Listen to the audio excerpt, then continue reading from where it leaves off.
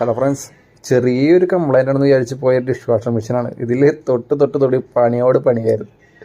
ഇതിൻ്റെ ഞങ്ങൾ ചെന്നപ്പോൾ മെഷീൻ ഫുള്ളായി ഷട്ട് ഡൗൺ ആയിരുന്നു. അപ്പോൾ നമ്മൾ ചെക്ക് ചെയ്തപ്പോൾ ഒരു വയറ് ഷോർട്ടായത് കണ്ടെത്തി. കെമിക്കൽ കണക്ഷൻ കൊടുത്ത വയറായിരുന്നു ഇത്. അവർ പ്രോപ്പറായി കണക്ഷൻ കൊടുക്കാണ്ട് ടാപ്പൊക്കെ അടിച്ച് ഉള്ളിലിട്ടാണ്ട് അത് വയർ ഷോർട്ടായി.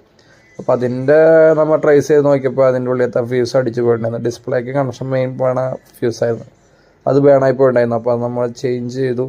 എന്നിട്ട് മെഷീൻ ഓണായി. പക്ഷേ ബാക്കിൽ എൻ്റെ ബ്രേക്ക് ടാങ്ക് ഉണ്ട്, അതിൻ്റെ ടാങ്കിൽ നിന്ന് ഓവർഫ്ലോ അങ്ങനെ പോയിക്കൊണ്ടിരിക്കുന്നു. വെള്ളം ഔട്ട് സൈഡ് പോയിക്കൊണ്ടിരിക്കുന്നു. അതിൻ്റെയൊക്കെ പ്രശ്നം നമ്മൾ ചെക്ക് ചെയ്യാനായിട്ട് കണ്ടുപിടിക്കാൻ ശരിക്കും കുറച്ച് ടൈം എടുക്കേണ്ടി വന്നു. അതിൻ്റെ ഒരു ഫ്ലോട്ട് സെൻസറിനൊന്ന് സ്വിച്ച് ഉണ്ട്, അതിൻ്റെ കംപ്ലൈൻ്റ് ആയിരിക്കാനും വഴിയെന്ന് വിചാരിച്ച് നമ്മൾ ഫ്ലോട്ട് സെൻസർ ഓർഡർ ചെയ്തിട്ട് ഒരു 3 ദിവസം വെയിറ്റ് ചെയ്തു. എല്ലാം കൂടി ഒരു വീഡിയോയിൽ പറഞ്ഞത് ഒരുപാട് ലെങ്തി ആയിപ്പോവും. അപ്പോൾ ഇതിൻ്റെ ബാക്കി നമുക്ക് അടുത്ത വീഡിയോയിൽ ഇടാം, അതാണ് നല്ലത്.